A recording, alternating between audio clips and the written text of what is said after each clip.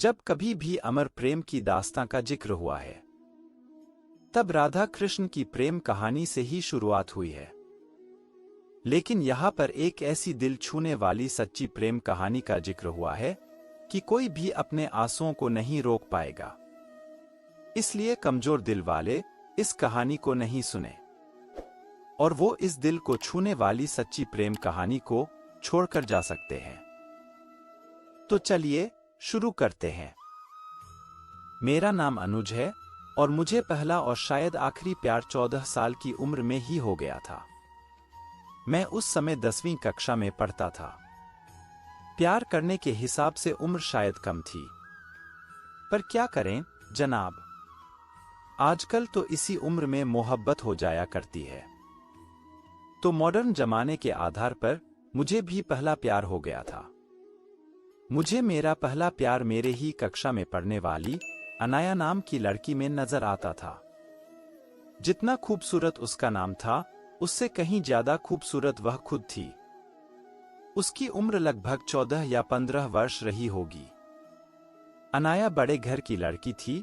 उसके पापा सरकारी डॉक्टर थे। इस हिसाब से वह पैसे वाले लोग थे। मैं मन ही मन उसको दिल दे बैठा था, पर हमेशा कहने से डरता था। मेरे पिता एक किसान थे। हमारे घर के हालात सामान्य नहीं थे, इसीलिए शायद इस फर्क की वजह से कभी हिम्मत नहीं जुटा पाया। पर जो भी हो, इन सब के चलते मेरी एक आदत में काफी सुधार आ गया था। पहले मैं स्कूल न जाने के लिए तरह तरह के बहाने बनाता था, लेकिन उन दिनों सही वक्त पर तैयार होकर चुपचाप स्कूल चला जाता था। मम्मी पापा सोचते थे मेरा लड़का सुधर गया है, अब अच्छे से पढ़ाई पर ध्यान देता है। शायद बोर्ड एग्जाम का असर है, पर उन्हें कहाँ पता था मैं तो प्यार के कॉलेज में दाखिला ले चुका था। समय हाथों से कैसे फिसलता जा रहा था, पता ही नहीं चल रहा था। पर मैं कभी भी उसको अपने दिल के हालात सुनाने में कामयाब नहीं हो पाया।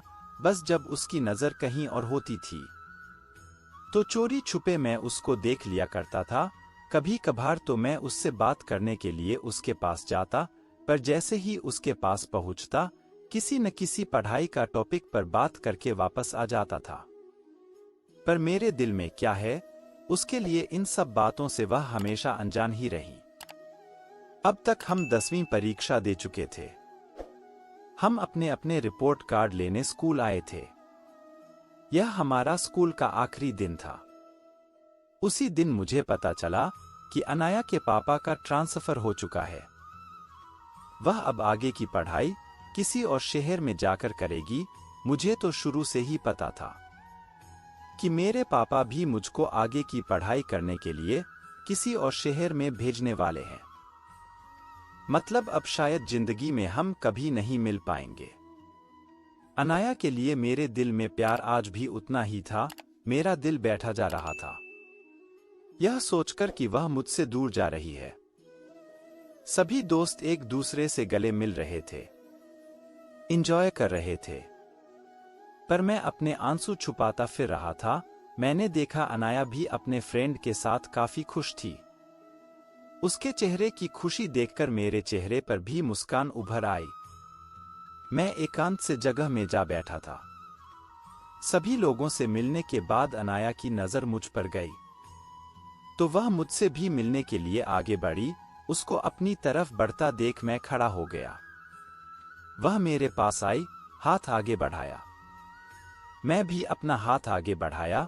उसके बाद उसने क्या बोला मुझे सुनाई नहीं दिया, क्योंकि मैं उसके चेहरे को इतनी गौर से देख रहा था कि शायद जिंदगी भर के लिए उसकी तस्वीर अपनी आंखों में उतार लेना चाहता था।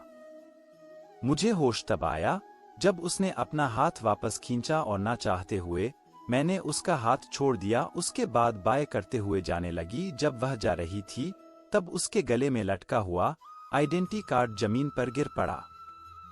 मैं बिना एक सेकंड गवाए वह आइडेंटिटी कार्ड उठा लिया। उस कार्ड पर अनाया की फोटो थी। मेरे मन में ख्याल यह था कि इस फोटो को देखकर ही मैं अपनी यादें ताजा कर लिया करूंगा। किसी तरह पैसे का जुगाड़ करके मेरे पापा ने मुझे पढ़ने के लिए रांची से बाहर भेज दिया। अनाया अपने परिवार के साथ दूसरे शहर चली गई।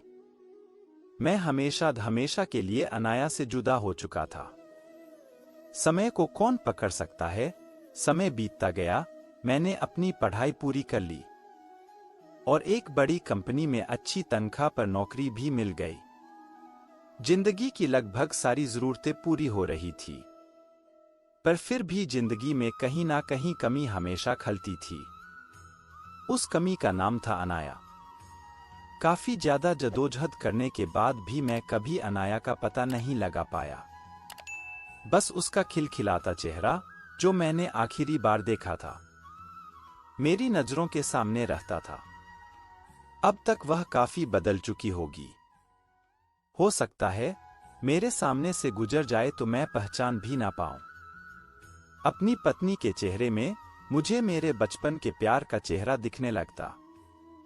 लेकिन फिर भी मैं आज तक कभी भी अपनी पत्नी को यह महसूस नहीं होने दिया कि मैं आज भी किसी और से बेइंतहा मोहब्बत करता हूं। आखिर वह मेरे लिए अपना सब कुछ छोड़कर आई है, तो उसका हर तरह से ख्याल रखना मेरा फर्ज था। एक दिन की बात है, मैं अपनी बचपन की डायरी खोलकर बैठा ही था। उसमें से अनाया का आइडेंटिटी कार्ड निकल के जमीन पर गिर गया। उस पर लगी अनाया की तस्वीर को देखकर मैं अपनी आंखें गीली होने से रोक न पाया। मैंने अपने आंसू पोंछे ही थे कि तभी मेरी पत्नी अनाया एकदम से कमरे में आ गई। उसने मेरे हाथों में आइडेंटिटी कार्ड को देख लिया। उसको मैं छुपाने की कोशिश कर रहा था।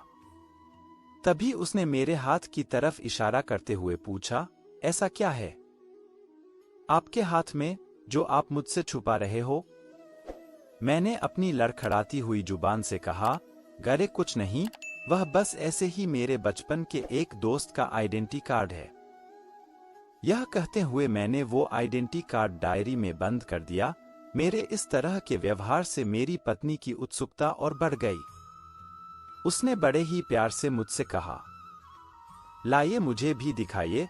इतना कहते हुए उसने डायरी मेरे हाथ से छीन ली। आइडेंटिटी कार्ड पर लगे फोटो देखकर एकाएक बोल पड़ी, ये कौन है? मैंने कहा, अरे कोई नहीं, वह मेरे बचपन की दोस्त है। फिर वह एकदम से बोली, पर मैं भी तो बचपन में ऐसे ही दिखती थी। यह तो शायद मेरा ही फोटो है। अरे हाँ, सरस्वती मंदिर, यही तो मैं पढ़ती थी। अरे यह तो मेरा ही बचपन का फोटो है। इतना सुनने के बाद मैं तो एकदम सन्न रह गया। मुझे लगा मानो मैं सपना देख रहा हूं।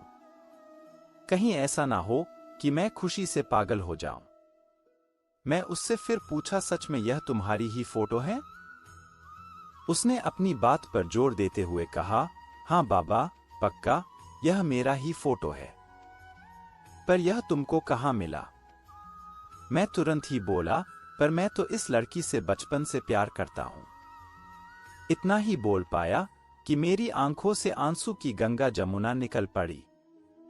उसके बाद मुझे और यकीन दिलाने के लिए मेरी पत्नी अनाया ने मुझे अपनी पर्सनल डायरी दिखाई, जिसमें उसके कई सारे बचपन के फोटो लगे हुए थे।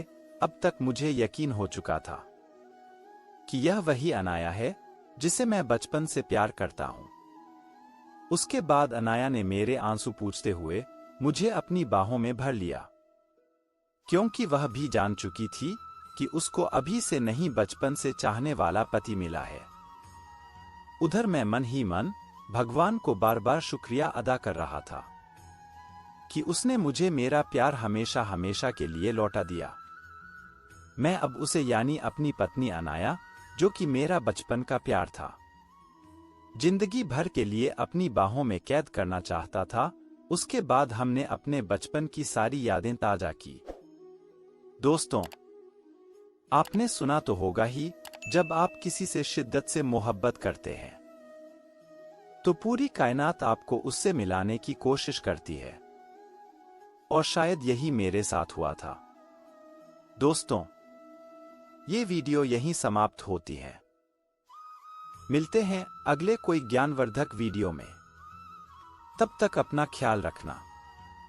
जय श्री कृष्णा।